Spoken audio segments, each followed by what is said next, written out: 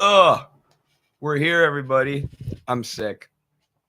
I am sick, but I want to do something today because I don't have to train for wrestling because I'm too sick.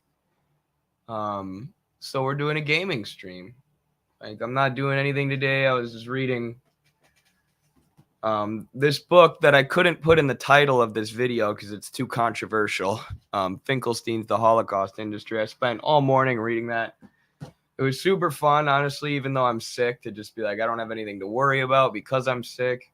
I'm just going to read this book. But my brain needed a break. I turned on the video games, and I'm like, you know what?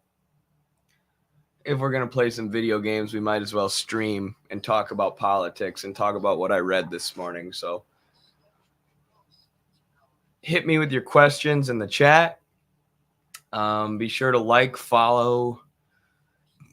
Let me know where you're watching from. If you're watching, I think I've been gaining a lot of followers on Twitter lately, on X.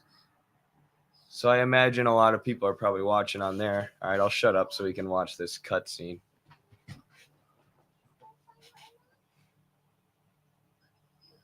Fear not.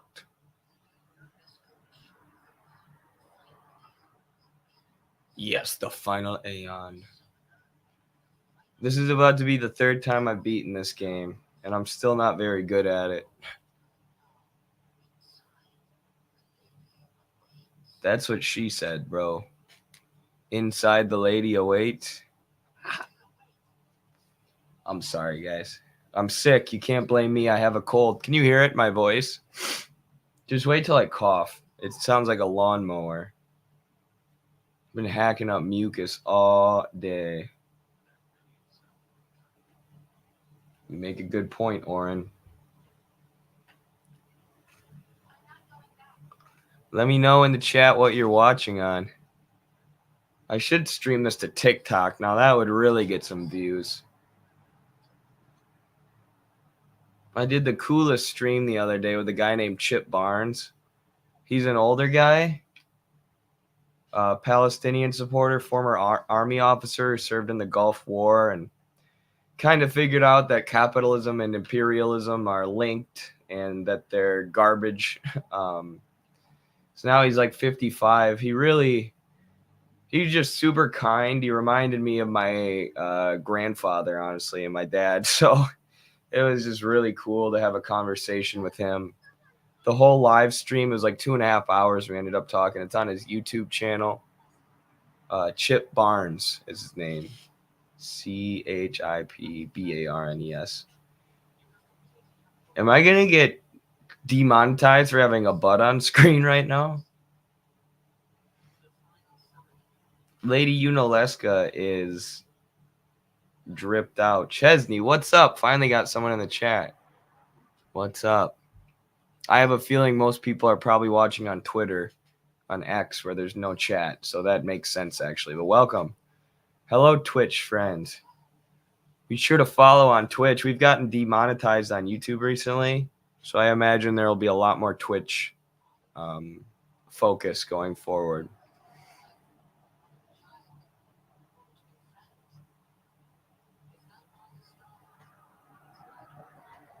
We need to conquer sin.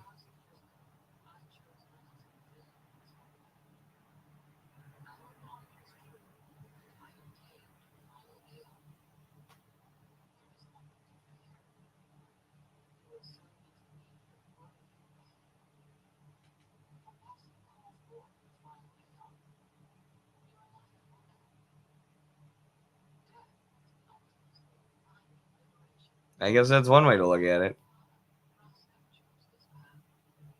Doesn't look 1,000 years to me. Yeah, no kidding. Final Fantasy's a bit ridiculous. I'm excited to play Final Fantasy VII Remake at some point.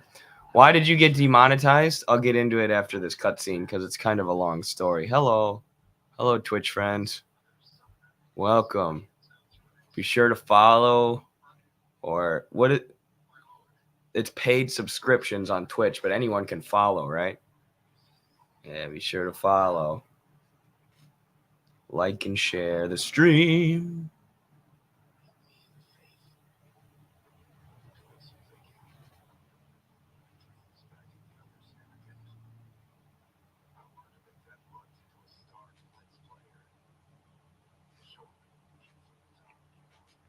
Titus's dad isn't a complete abusive a-hole.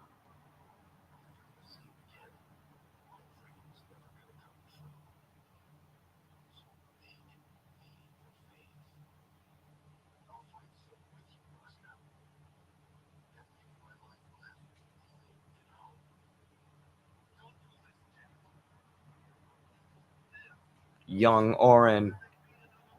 What a hunk. Anyone can follow, sub is paid. Cool. I will answer this question as soon as this cutscene is done. This is an important cutscene, though. We're getting to the end of the story.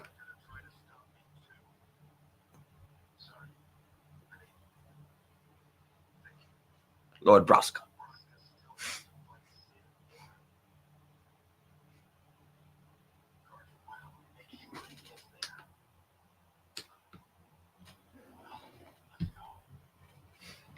All right. Jack.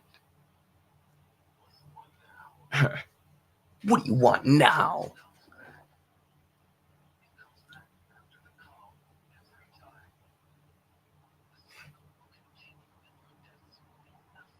We're going to kill him for good, though. I mean, unalive him.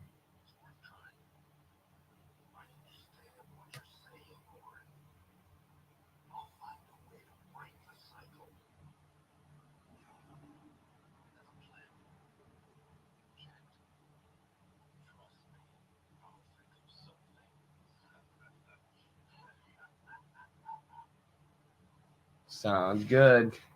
I trust you, old Jack, even though you're an abusive alcoholic father to Joseph Stalin, our main character here.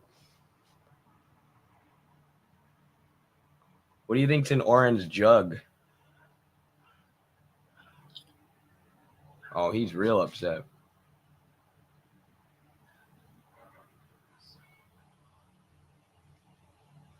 Not for long, you'll see. With socialism.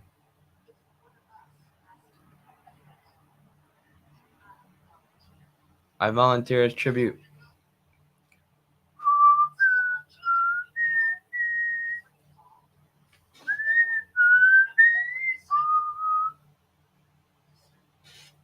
Waka waka. Noah and I are going to do a Baldur's Gate series next, as far as the gaming stream goes. I don't know if that game has as many cutscenes as this game, but, well, it does, but it's more like choose your own dialogue tree. This game has a lot of long cutscenes where I kind of just sit here. Well, I'm sure some of you are into the story. This is a classic game. Would watch that? You would? Sweet. Because I just downloaded it and we're actually doing it tomorrow, I believe. I actually have to leave for a big tournament tomorrow, coaching a big tournament, but we'll see. Yeah, look forward to Baldur's Gate 3 with me and Noah. It'll be way more fun. I mean, these are fun too, but it'll be cool and different to have someone else doing it with me.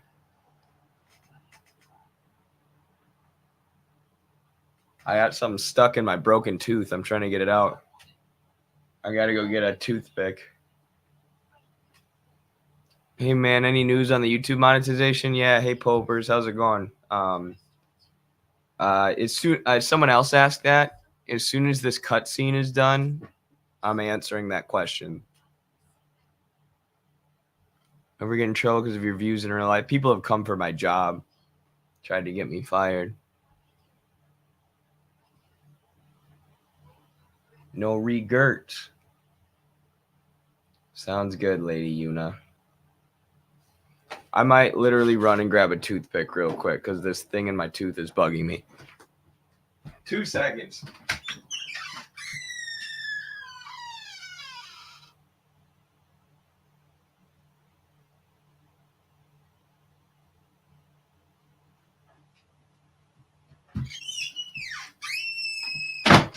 Much better. We got it out.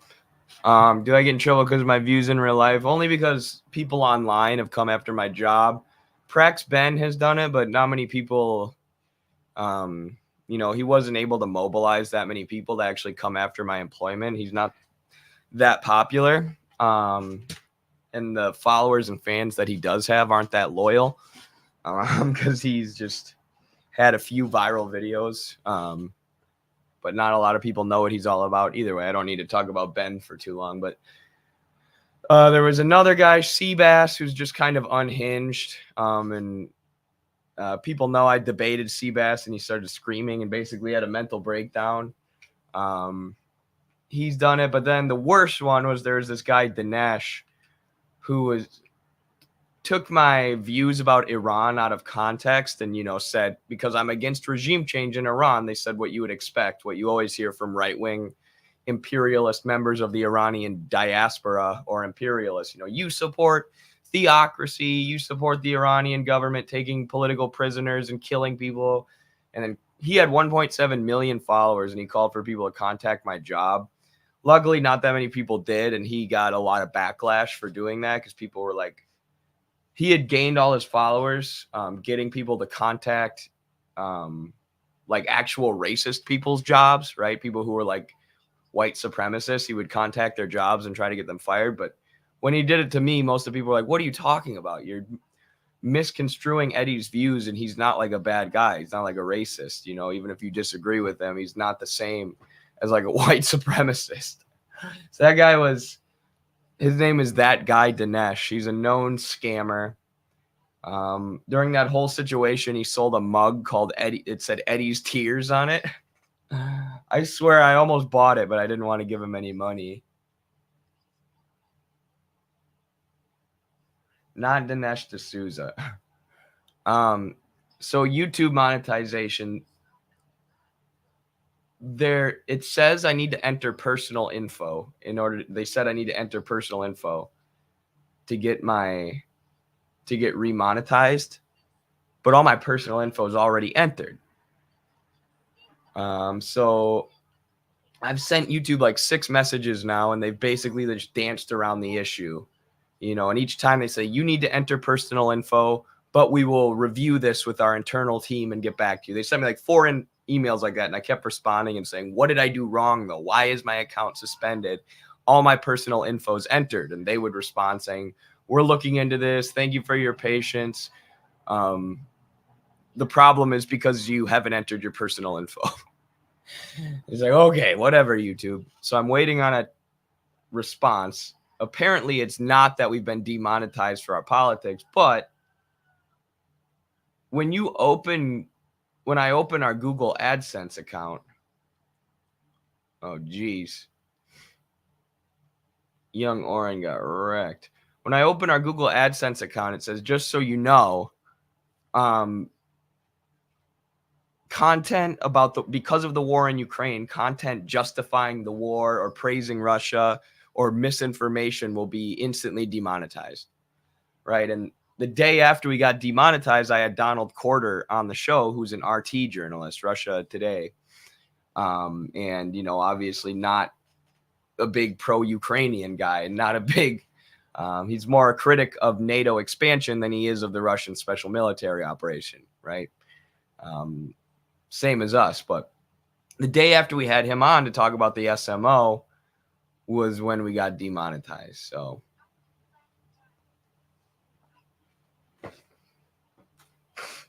that reminds me, I got to text Carlos something. So that's where that's at.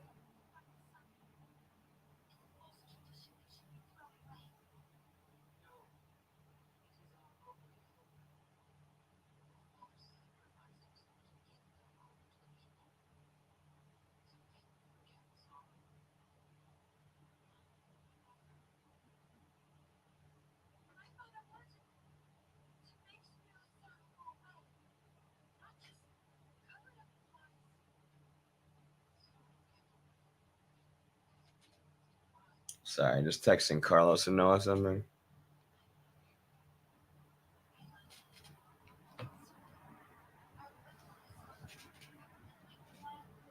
This cutscene is crazy long, I know, dude.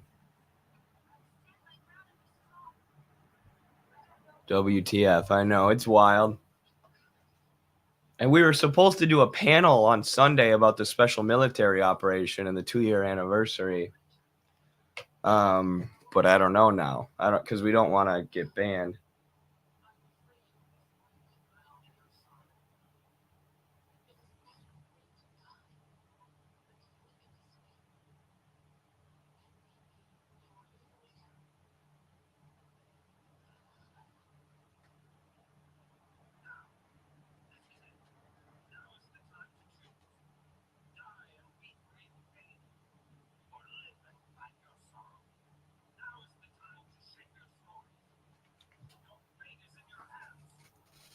Thoughts on anarchism? It's a good ideology if you're 12. If you're against the authority of your parents.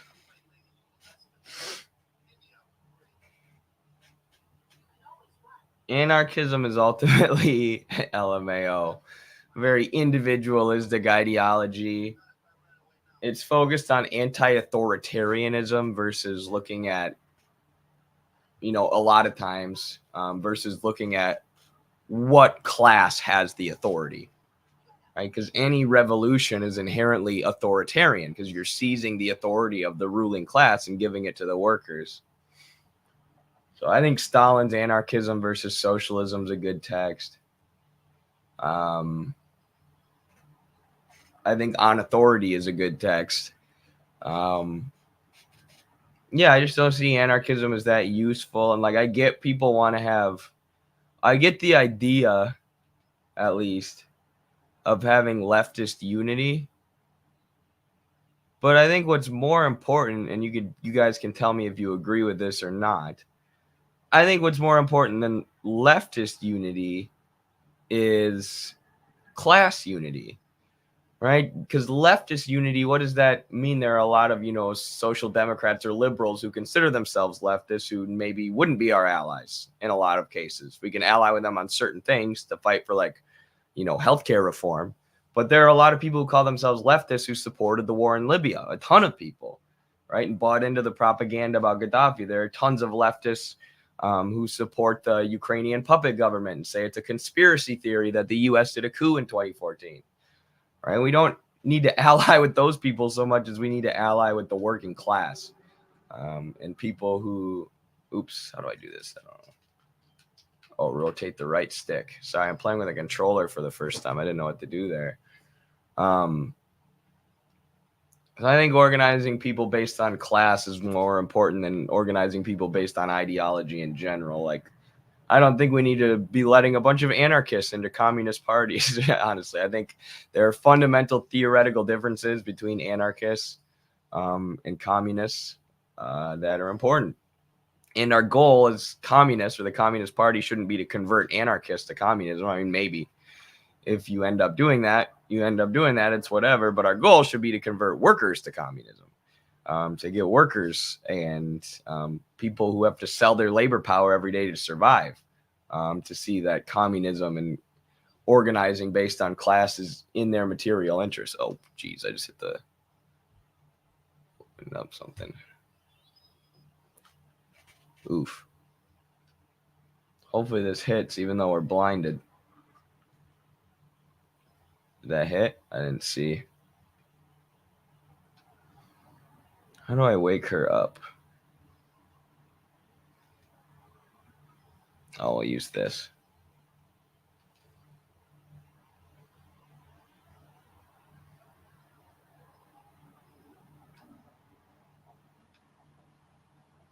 Oh, we gotta fix this.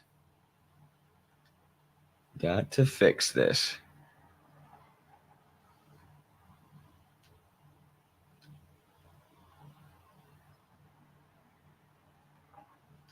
Give myself some eye drops. Give Stalin some eye drops. I feel you. Thanks for answering, for sure. And I'm not saying you can't organize with anarchists on places where there's agreement or, that you can't be friends with anarchists or whatever. I just don't, the important thing is educating working class people about Marxism, not educating, upper middle class anarchists or 12-year-old anarchists about Marxism. That's my only point.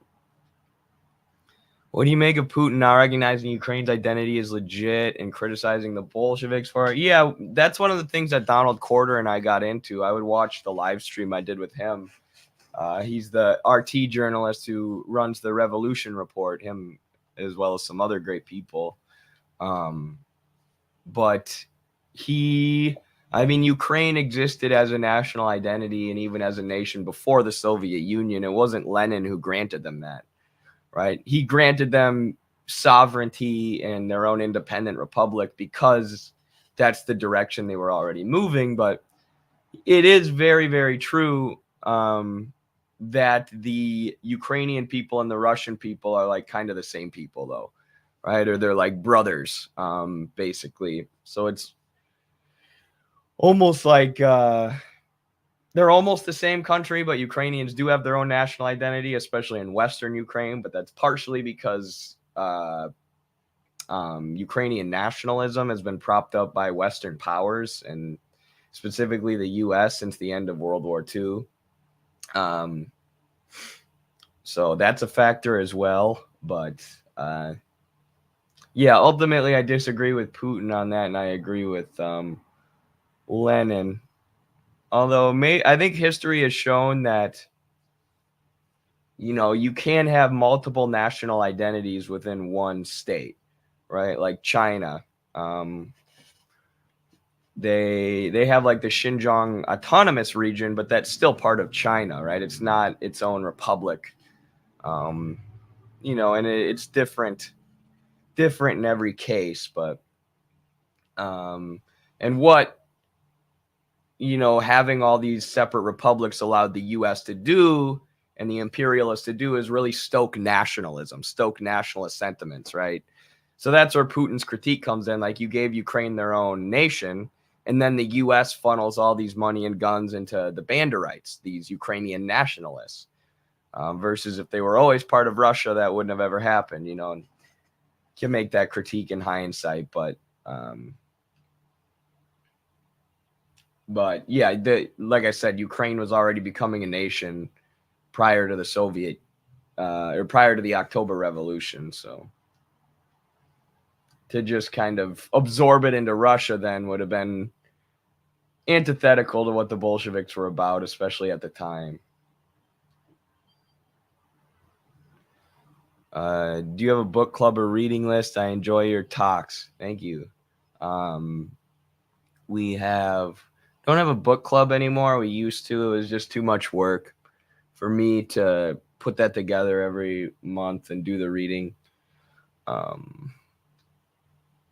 But we do have an online library. My voice is going more and more as this stream goes on. If you go to midwesternmarks.com, our website, where we post frequent articles for people who don't know that already, we have a library filled with not just book recommendations and stuff that we've read. Wrong thing. But also filled with links to online versions of these recommended texts. So a lot of them will link you to like Marxist.org. Do we win? Uh-oh. This better not just KO me all at once. Okay, we're good. It has links to a lot of the stuff on Marxist.org, so you can just read it straight from your computer. You don't need to buy a lot of the books because a lot of theory's old, and it exists in the public domain, and it's free. What was that? Oh my gosh. There must be something on me that reverses the effect of cure. I didn't even know that was a thing. All right. Screw it. Let's just do this. Oh my gosh. The same thing was on Waka. How did I not know that? I'm so stupid. I am so bad at these games. When I watch some people play video games, like what's that guy, Penguin Z0, or really any like streamer, I'm always just amazed. Like, how are you guys so good?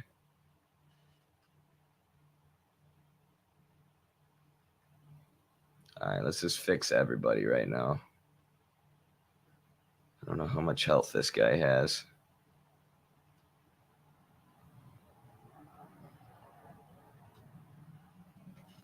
you go, Waka.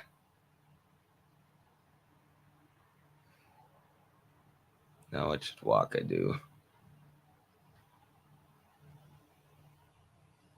Or I mean, I've been a member of the Socialist Party in the UK and organized with my local community. Good. Shout out to you. That's what everybody needs to do. I say the keys right now aren't, like electoral campaigns are good. Like I'm glad in the US PSL is running a campaign, the Party for Socialism and Liberation, and, pushing socialist values. I'm very glad they're doing that. Oops.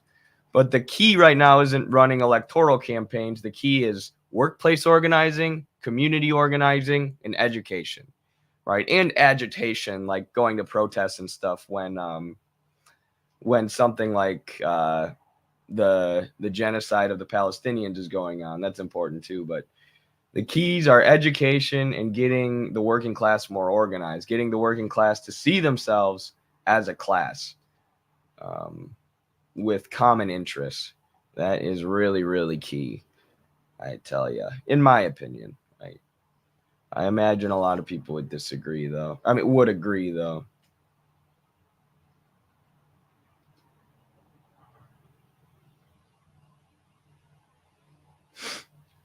Let's switch him out for Yuna.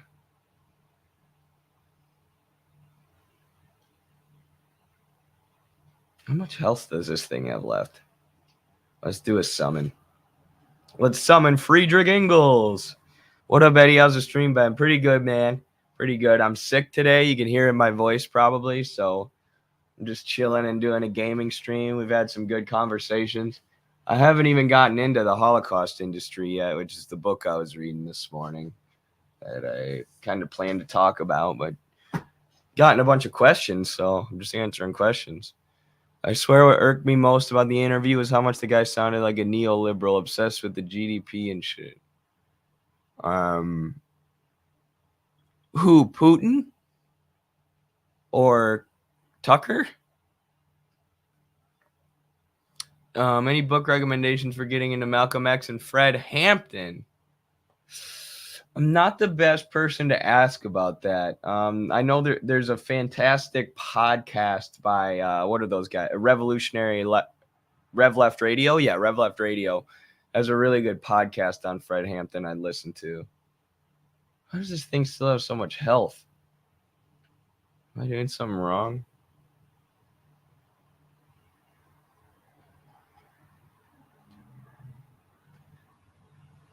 Let's try this.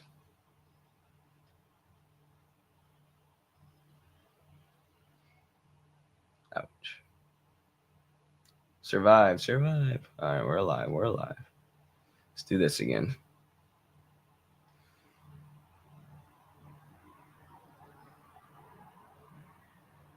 Give me my super attack. Oh, come on. I'll slap the SHIT.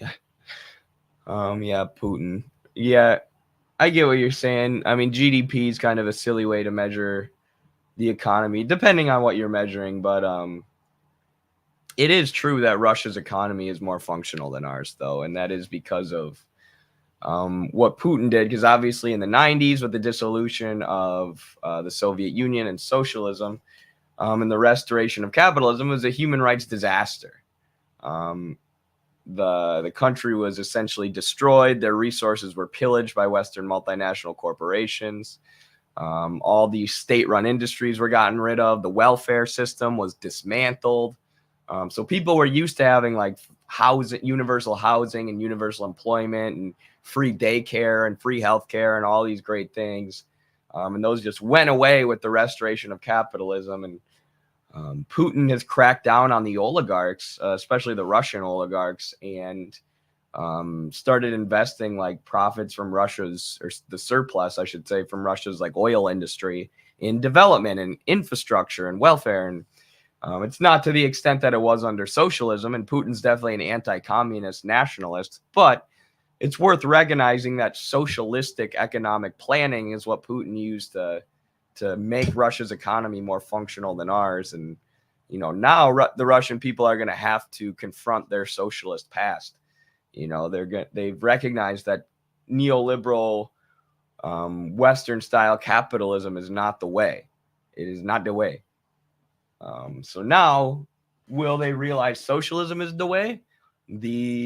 I hope so. And the Communist Party is the second most popular party in Russia. It is the opposition party, which is funny because you have so many people who will call Putin a communist without knowing what they're talking about.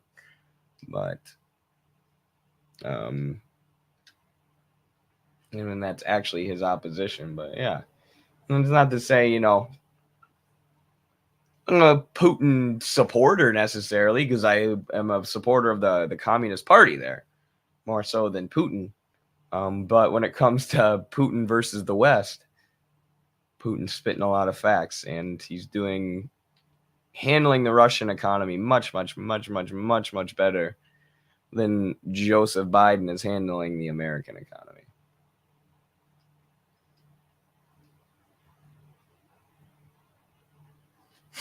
Yeah, Putin. Also, gull wings.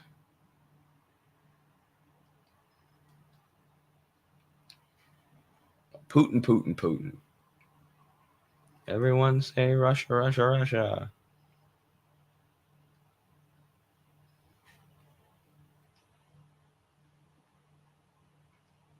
I was thinking about this before I came on stream for some reason. Isn't it funny that Hillary Clinton, I mean, I haven't looked into the 2020 election. I assume it wasn't actually rigged and Trump's just, coping.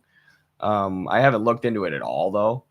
But like the 2016 election, we know the DNC was collaborating with the Clinton campaign, right, to try and rig the election. And we know, so to speak, and we know that in 2020, all the Democratic candidates dropped out and endorsed Biden to collude against Bernie. And that even involved Pete Buttigieg didn't want to end his campaign because he was still polling pretty well. So the Democrats had Obama call him on the phone and beg him to drop out. And Pete was obviously a big fan of Obama's, and that meant a lot to him. So he did. He dropped out and endorsed Biden, so as close as you can come to rigging an election, without straight up rigging it, without messing with the voting machines and stuff. And then Hillary calls anybody who talks about that stuff a conspiracy theorist, though. And she calls Trump a conspiracy theorist for suggesting the 2020 election was rigged. But after she lost to Trump in 2016, she went on a media tour for the next 4 years blaming Russia for her election defeat and saying that the election was rigged by Russia with zero evidence. An utter conspiracy theory. That's all it was. There's probably something I can do to prevent myself from getting all these status ailments here, but whatever. But she pushed that conspiracy theory so hard, but then she's so quick to call other people conspiracy theorists for questioning the legitimacy of elections. Like, you said the 2016 election was rigged with no evidence forever. What are you talking about? You're the conspiracy theorist. What do you think Tucker's end goal is? I think he's just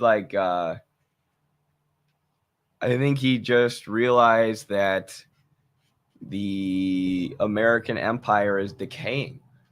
And I think he's a paleoconservative. Oh shoot, why did I do that? I'm such an idiot. How did I make that mistake? I can't believe I just did that.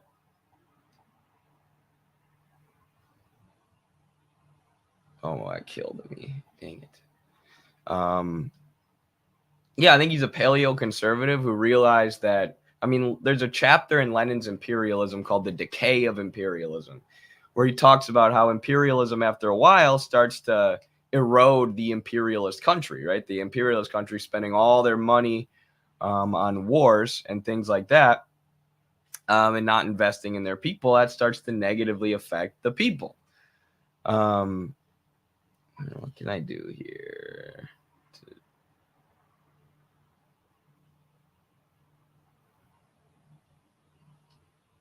Let's try this. And then this. But what was I I don't even remember what I was talking about. That did not work. Okay. What was I talking about?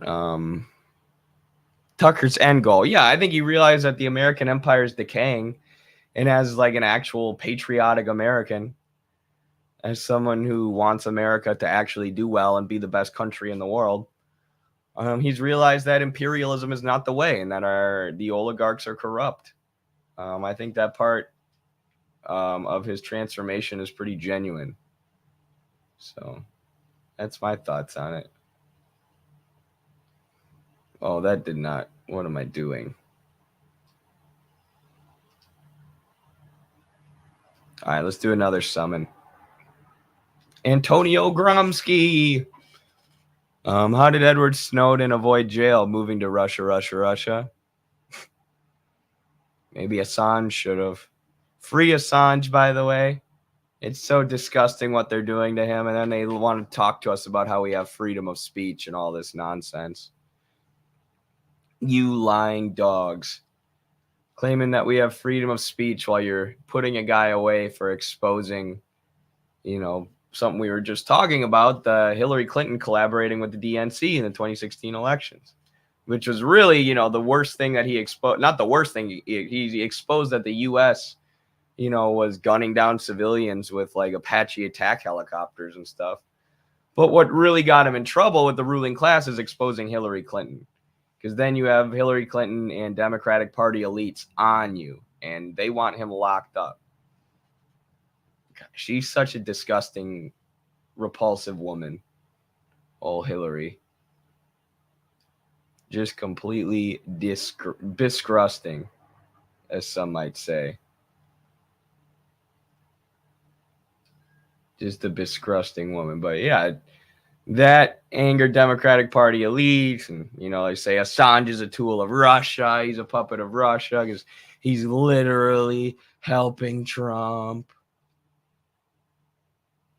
Oops, I just gave the boss haste. Yikes. All right, got 2 more summons left. Let's do it. Free Assange, yes.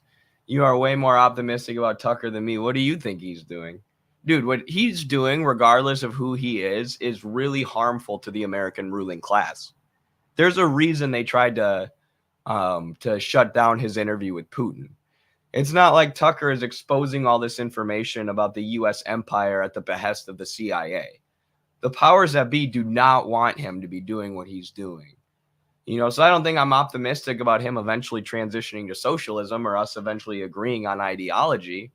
But I do think he's being genuine. I don't think he's doing the bidding of the ruling class. If he was, the ruling class wouldn't hate him so bad. He wouldn't have lost his job at Fox News if he was doing what Rupert Murdoch and the ruling class wanted him to.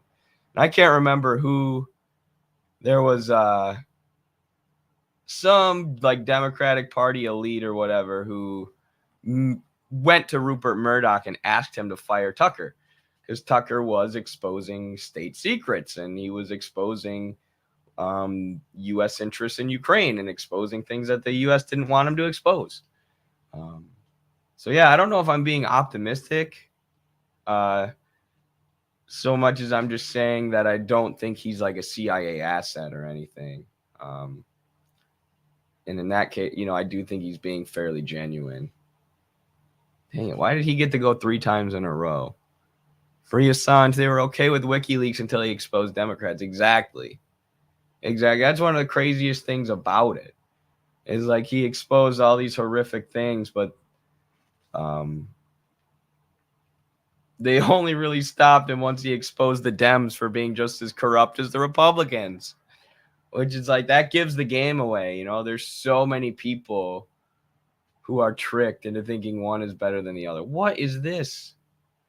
Why is there another? How is this thing still freaking alive, dude? How is it still alive? Wake up, Oren. It has another form. I don't know what to do here. I feel like I should just give Oren as much health as I can to make sure he doesn't die. Okay, I'm all right with that. Now let's wake Stalin up. Joseph Stalin.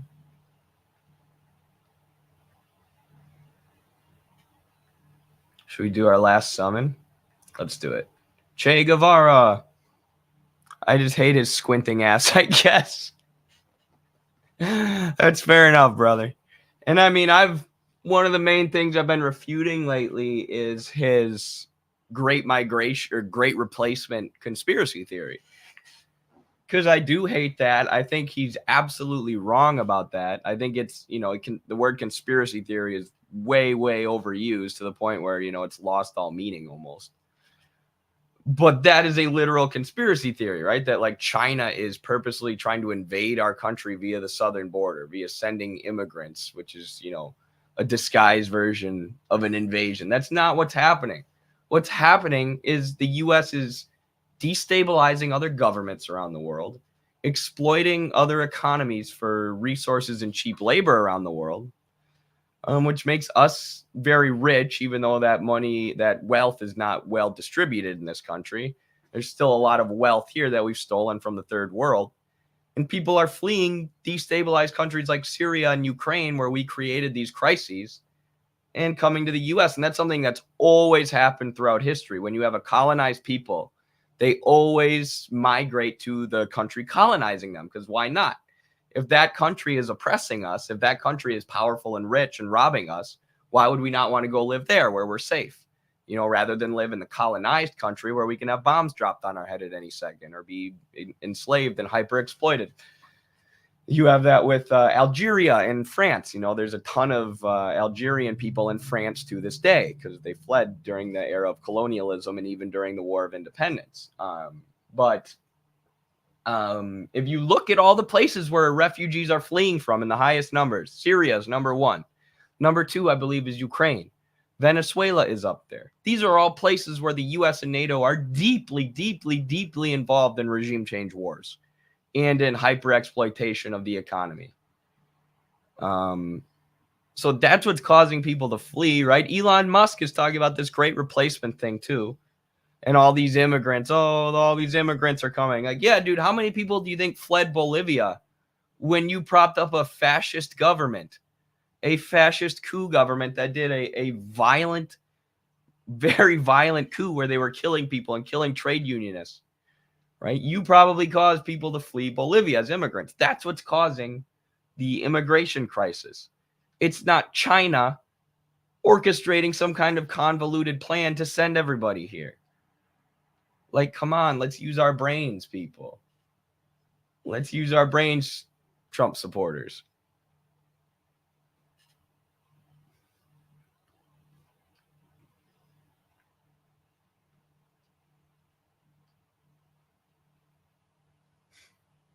Let's see here.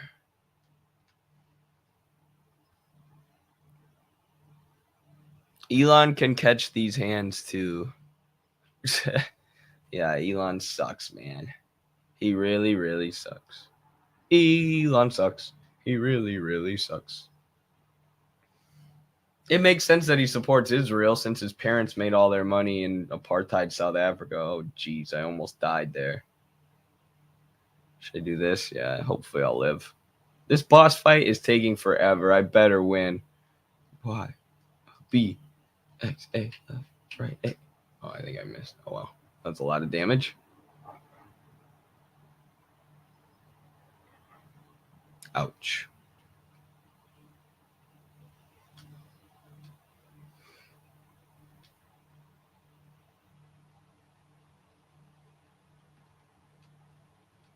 I'm just playing the long game here. I'm sure there's an easier way to do this boss fight, but I'll look it up if we lose.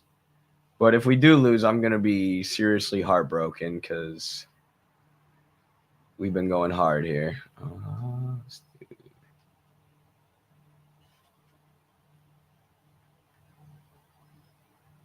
Let's do this.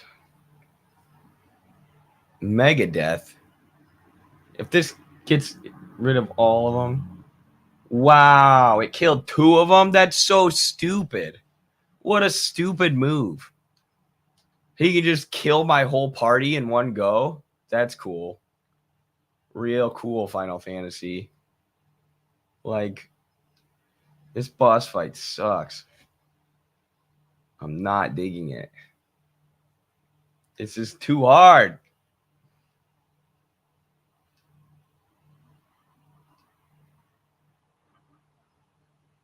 This thing needs to die already. How much MP do I have? Let's use Phoenix down. I am a Leninist who doesn't like Mao or Stalin. Have I been duped by imperialist propaganda? They're fascist dictators. 120%. 120%. They are not fascist dictators at all. They're heroes. I mean, they both participated in the revolution, but I don't know. Mao especially, you could say Stalin too, but Mao especially changed history forever. He founded modern China. He ended the century of humiliation. He turned them from a backwards feudal peasant country where the British purposefully got their people addicted to opioids so they could exploit them even more than they already were. And he turned that into the richest country in the world, the main country challenging U.S. hegemony and U.S. imperialism right now. There's no denying that, Mao's place in history was incredibly progressive. And if anybody who considers themselves a communist or a socialist should not just appreciate Mao, but read Mao, because he was a genius.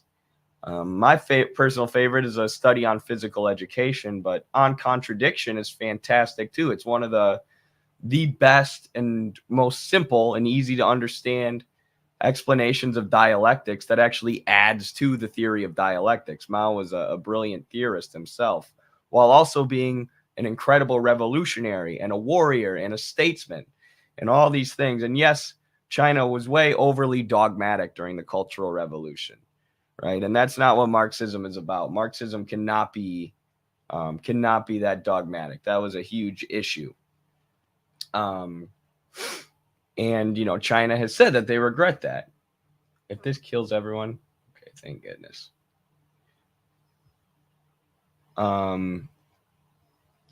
But overwhelmingly positive. It's the 70-30 rule.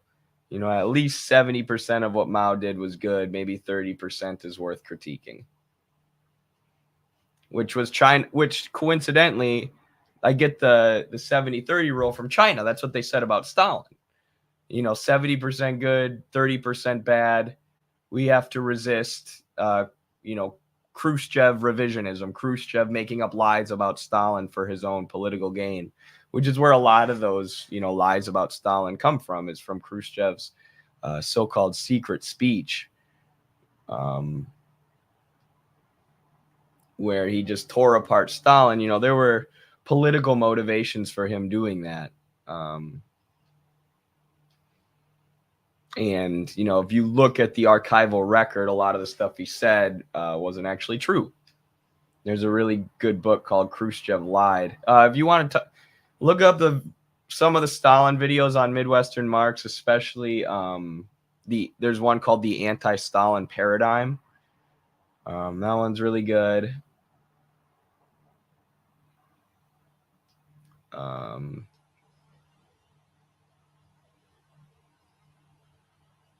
Sorry, I'm trying to think of what to do.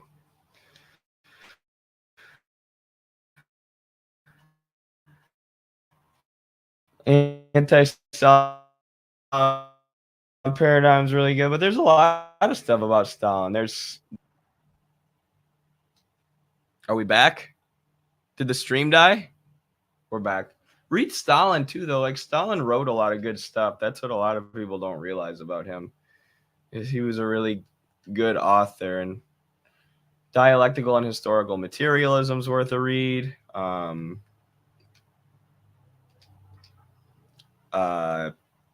Anarchism versus Socialism is worth a read. But especially read Mao.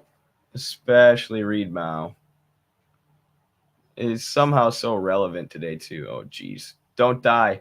Don't die. Oh, so freaking close to death.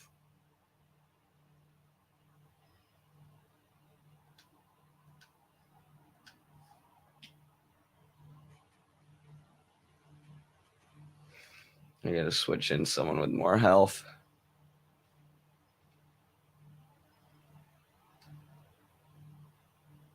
All right, we almost got this thing. Ouch. Do not kill everybody. Do not. No. Okay, he's still orange, still alive. Wow. Wow. We're still in it, folks. This is gonna take out me too. Oh well. Wake us up inside. Stop using that attack. I hate you. I hate this boss so much with every fiber of my being, folks. With everything I am, I hate this boss.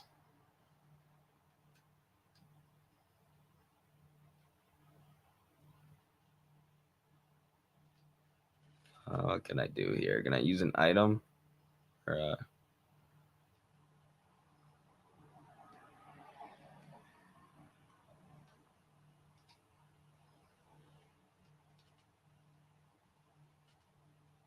okay, that's not bad. Some decent damage. Regen. Cast it on me, I guess. All right, we're using another one of those. Why can't I see its health anymore?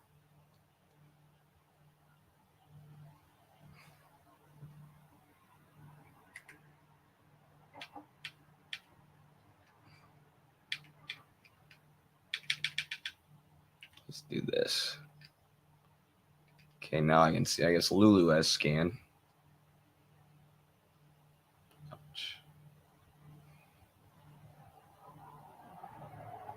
What am I at for health? Still doing good. Another item. You should watch Hinkle on Propaganda and Co. Actually, a good watch. Okay, I did see that he was on there. I don't know what they are, but I'll check it out. You should. Mao did nothing wrong, someone says. Yeah. Forget 70-30. We got 100 out of 100. Mao was on point. Okay, we did it. And we got a little defeat UNESCO, overcoming the past. Got a little achievement there. We did it, folks. Holy cow. I'm so glad that Megadeth attack didn't take out my whole party. Bless up. Maybe I have an item that prevents insta-death, but... I got to think a little bit more before I go into these boss battles, I feel like, folks. You also got to consider, sorry to interrupt this, but you also got to consider when it comes to Stalin and Mao and Kim Il-sung and others, Ho Chi Minh, is that the more successful you are as a revolutionary, Fidel Castro too, the more successful you are as a revolutionary and the more successful you are in building socialism, the more imperialist propaganda is going to be dumped on you. The more Western corporate media lies and bourgeois historian lies are going to be said about you and promoted through all the outlets of capitalistic media. So there's been more stuff dumped on or piled on Stalin after his death than almost anyone else in history. And of course, it's politically motivated. Like my grandparents gave me a newspaper clipping from the 1940s, and obviously that's when the U.S. was allied with the Soviet Union during World War II. But Stalin is being openly praised for his strategic thinking and for defeating the Nazis. And whereas now Stalin gets compared to the Nazis in Western media. So it's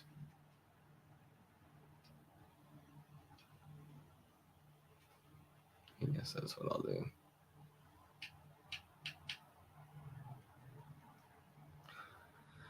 So, a lot of our perception is just shaped by corporate media, That's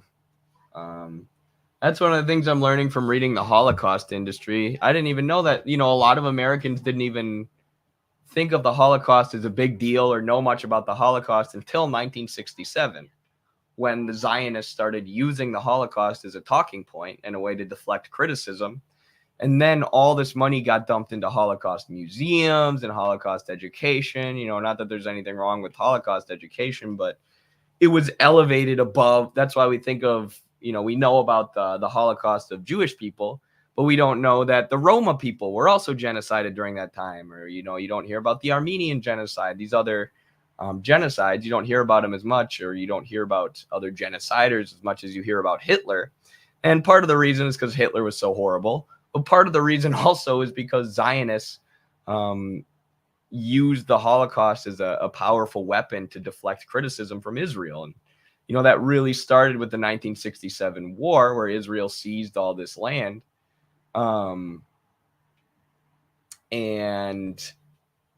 has continued ever since. And that's why the Holocaust, every American you ask today knows about the Holocaust. It's kind of crazy. It's really crazy, actually. When you hear the statistics about how little Americans knew about the Holocaust, and then like in the lead up to 1967, it's crazy. It's like it wasn't even that big of a deal in the public consciousness at all. And even among Jewish groups, right? He would show how Jewish leadership groups would only bring up the Holocaust like very, very infrequently. And a lot of them, said we don't need to keep bringing it up or keep remembering it or live in the past. They would make the opposite argument that we should actually, move on from the Holocaust. But then in 1967, the Zionist lobby realized it would be interesting. It would be very valuable to leverage as a propaganda tool, the Holocaust. And then they started funding, like I said, all these museums and educational programs with the explicit political purpose of using the legacy of the Holocaust as a political tool. It's so crazy. This is one of the wildest, most mind-blowing books I've ever read. Because I just thought the Holocaust was always known as the Holocaust because it's horrible, right? I thought it was like that from the jump. But it makes sense why Americans view, the Holocaust with so much horror and terror, rightfully so, but not the U.S. bombing campaigns in Vietnam and Laos, or the million communists and left-wing people who they massacred in Indonesia.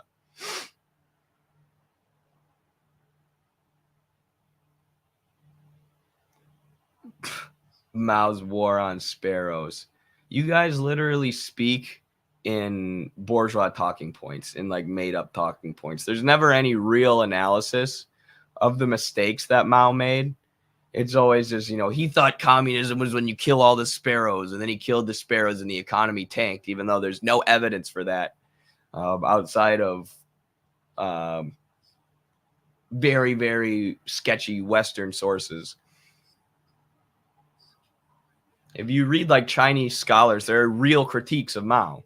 I mean, there was a huge debate within the party at the time of how to carry out economic planning.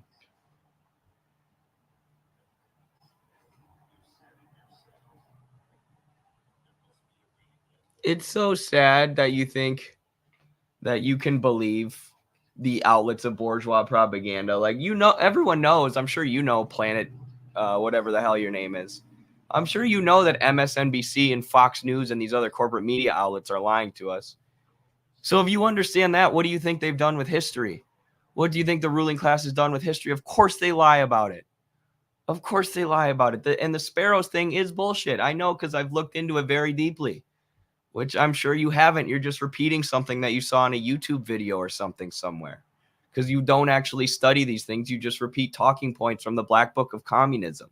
And then you call other people who don't agree with you crazy. And it's like living in the Twilight Zone, where if you say the reality, if you say what's true, people act like you're a conspiracy theorist. It's like, no, you're just an idiot who doesn't know how to read.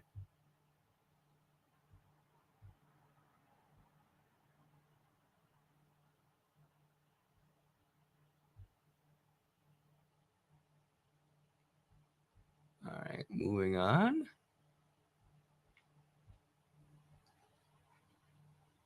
The ruling class is all leftist, communist, radicals. That's, oh my gosh. Like, what do you even say to that? How are people this stupid, bro?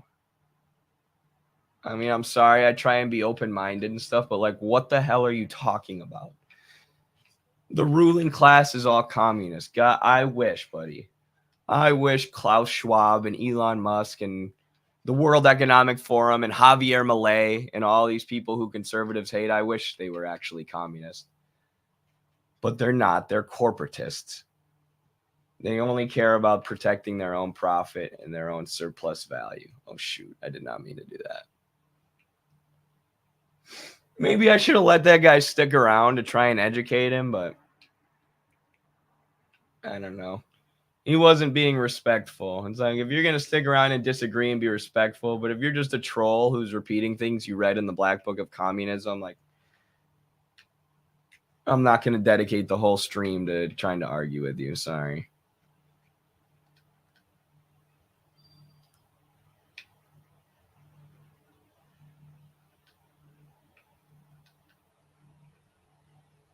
But one thing that Marx did fail to consider is that Vuvuzuela no iPhone 20 million dead, right? Or 100 million dead. See, when Marx was writing Capital, it didn't occur to him that Hugo Chavez Vuvuzuela no iPhone. So when he was writing Capital, he was thinking that we can have iPhones under socialism, but if he would understand Vuvuzuela, he would know that no iPhone under socialism, and socialism is when no iPhone. Socialism is when Hugo Chavez takes all the iPhones, actually. So Marx just failed to consider that. So do you read fiction? Not too much, sometimes. I recently read Men in the Sun. That's fiction. Kind of.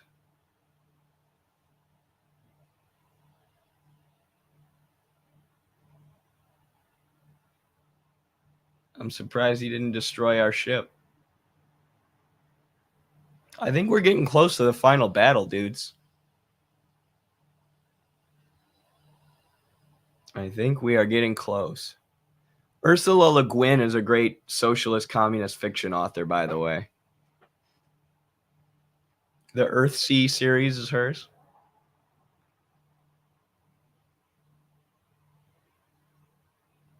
Another long cutscene.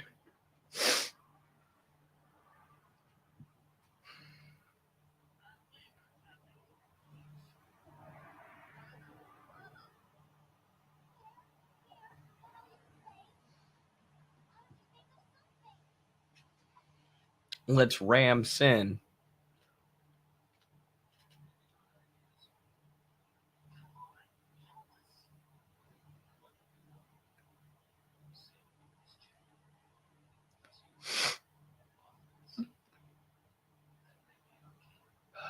The ibuprofen I took this morning's wearing off. My throat hurts.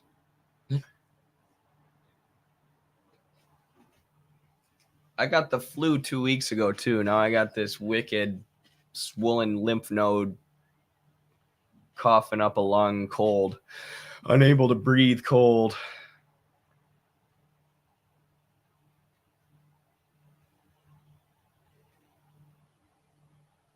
Oh, Noah's here. What's up, Noah? He's just backstage. I don't know if he's actually here.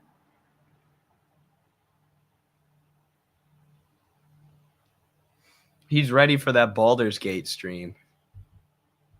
Oh, he sent me the private chat. Okay, he's just going to hang out backstage. Just wait. The Noah Eddie Baldur's Gate streams are going to be lit, folks. We're going to become the biggest gaming stream on YouTube.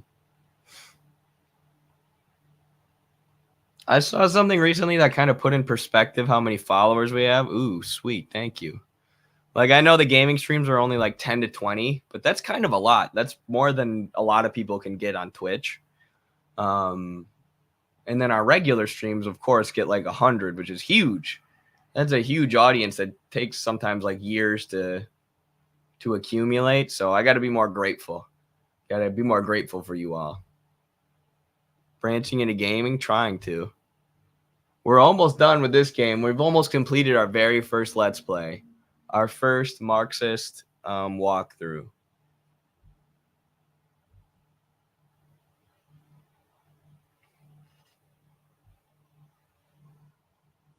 One sec.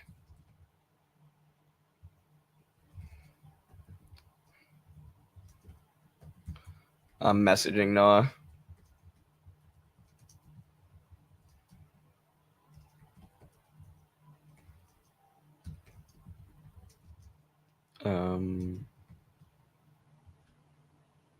Okay, so I had to message Noah because him and Danny are streaming after this. They're together right now, actually. Danny and Noah are in the same location, so they're gonna do an in real life stream, and Carlos and I are planning on joining. So go to the Midwestern Marks YouTube or Midwestern Marks Twitch. Stay on the Midwestern Marks Twitch if that's where you want to watch, or the Midwestern Marks Twitter. It'll be on there too.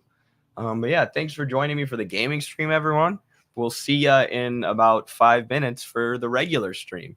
All right, peace, solidarity. Don't forget to subscribe.